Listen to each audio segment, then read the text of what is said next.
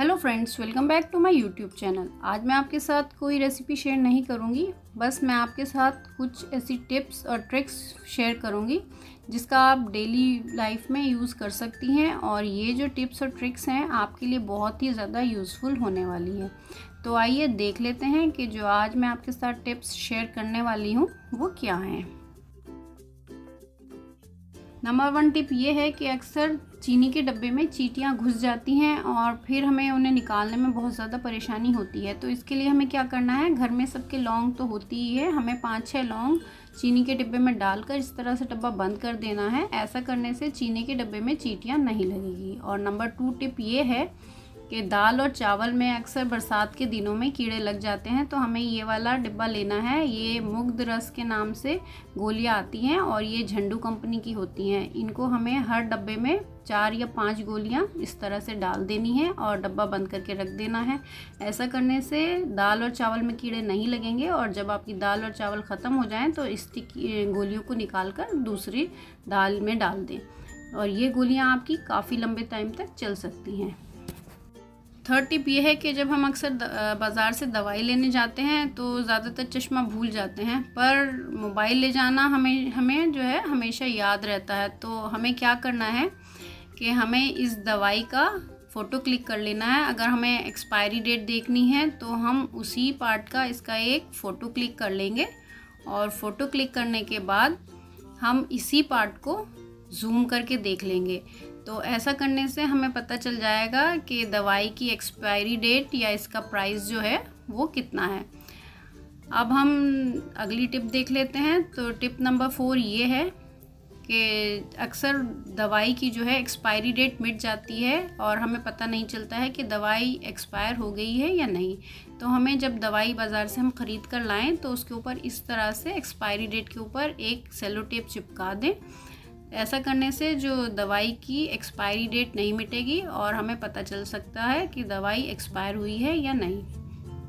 Number 5 tip ये है कि अक्सर सेलो टेप का एंड इस तरह से गुम हो जाता है और हमें ढूंढने में बहुत ज़्यादा परेशानी होती है। तो हमें क्या करना है कि इसका एंड इस तरह से मोड़कर चिपका देना है। ऐसा करने से इसका एंड आप इजीली ढूंढ पाएंगे और जब आपको यूज़ करना हो इसको इस तरह से खोलेंगे और टेप को इस तरह से यूज़ कर लेंगे। और जब अगली बार इसको काटें तो फिर से इसके एंड को थोड़ा सा इस तरह से मोड़ दें। ऐसा करने से इसका एंड आपको पता लगाने में बहुत ही आसानी होगी। तो आइए नंबर 6 टिप देख लेते हैं। तो अक्सर हम बाज़ार से इस तरह की तेल की कुप्पी लाते हैं और इसका जो ये ढक्कन है या तो खो जाता है या टूट जाता है। तो इसके लिए हम एक फ़ॉइल लेंगे। तो फॉइल का एक छोटा सा टुकड़ा ले लें और उसके ऊपर इस तरह से इसको फोल्ड करने के बाद रैप कर लें। तो अब जब आप इसको टाइट से रैप करेंगी तो ये बिल्कुल एक ढक्कन की शेप ले लेगा, जैसे कि कुप्पी का ढक्कन होता है, ये उसी तरह से बन जाएगा। और जब आपको इसको यूज़ करना हो तो आप इसको निकाल कर यूज़ कर लें और फिर इसी तरह से ढक दें। ऐसा करने से आपका जो ऑयल है वो बिल्कुल भी लीक नहीं होगा। नंबर 7 टिप ये है कि जब हम सिल्वर की ज्वेलरी को कुछ देर के लिए रख देते हैं, कुछ दिनों के लिए, तो वो इस तरह से काली पड़ जाती है। तो आज हम इसी ज्वेलरी को घर पर साफ़ करेंगे। तो एक पुराना सा आप टूथब्रश ले लें, साथ ही थोड़ा सा कॉलगेट ले लें। ब्रश को हल्का सा गीला करने के बाद उसके ऊपर पेस्ट लगा दें और जो ज्वेलरी आपकी काली पड़ी है उसको ब्रश से घिसना शुरू करें और थोड़ी देर बाद ही आपकी जो ज्वेलरी है बिल्कुल नई की जैसे चमकने लगेगी।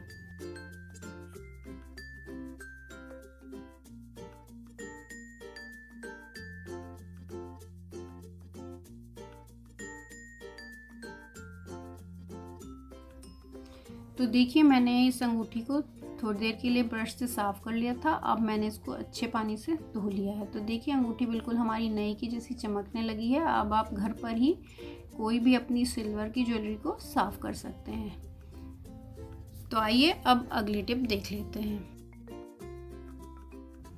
तो हमारी अगली टिप ये है कि अक्सर जो कप होते हैं चाय के, उसमें इस तरह से चाय के निशान पड़ जाते हैं और उसको साफ़ करना बहुत ही ज़्यादा मुश्किल होता है। तो इसमें हम क्या करेंगे, हम इसमें थोड़ा सा विनेगर डाल देंगे और साथ ही इसमें मैंने थोड़ा सा खाने वाला सोडा डाल दिया है। अब हम इसको किसी पुराने टूथब्रश से इस तरह से साफ़ करेंगे। तो इसको थोड़ी देर के लिए आप इस तरह से साफ़ करें और फिर इसको करीब 1 से 2 मिनट के लिए ऐसे ही छोड़ दें और उसके बाद आप देखेंगे कि जो आपका कप है बिल्कुल साफ़ हो जाएगा। तो मैंने इसको देखिए थोड़ी देर के लिए ऐसे साफ़ कर दिया था और फिर मैं इसको कुछ देर के लिए ऐसे ही छोड़ दूँगी।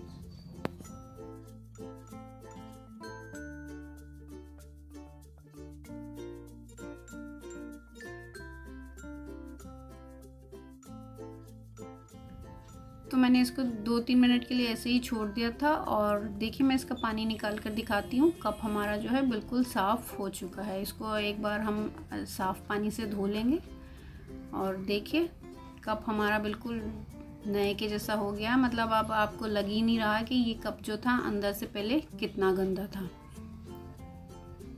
तो आप इस तरह अपने जो गंदे कप हैं उनको आप साफ़ कर सकती हैं। अब नंबर 9 टिप ये है कि अक्सर आपके घर में इस तरह से ग्लास पड़े रहते हैं जिसको आप यूज़ नहीं करती, और इस तरह से आपके पास अगर कोई क्लिप पड़ा है तो आप इस तरह ग्लास में एक क्लिप फिट कर उसको इस तरह से टांग सकती हैं। और टांगने के बाद आप इसमें छुरी चम्मच कुछ भी डालकर रख दें। ऐसा करने से आपका ये एक स्टैंड बनकर तैयार हो जाएगा। इसको आप स्टडी टेबल पर भी लगाकर पेन स्टैंड की तरह भी यूज़ कर सकती हैं। और नंबर 10 टिप ये है कि अक्सर हम बाज़ार से ज़्यादा टमाटर ले आते हैं और टमाटर जो है हमारे गलने लगते हैं। तो हमें क्या करना है, एक कैंडल ले लेनी है और इसकी जो टिप है टमाटर की, इसके ऊपर हमें थोड़ा थोड़ा सा मोम इस तरह से गिरा देना है और फिर उसको इस तरह से छोड़ देना है।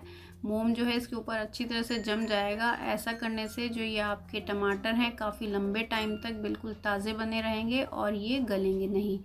तो अब आप फ्रिज में लाकर टमाटर काफ़ी लंबे टाइम तक स्टोर कर सकती हैं।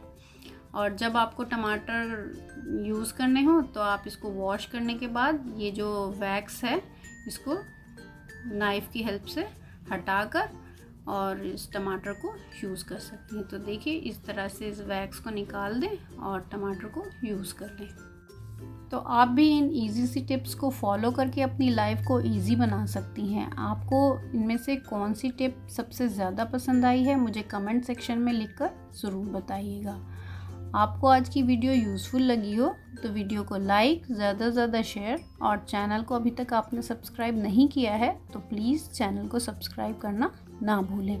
फिर मिलेंगे किसी एक और नई मज़ेदार रेसिपी या इसी तरह किसी यूज़फुल वीडियो के साथ। अपना बहुत ज़्यादा ख्याल रखिएगा, दुआओं में याद रखिएगा। अल्लाह हाफ़िज़।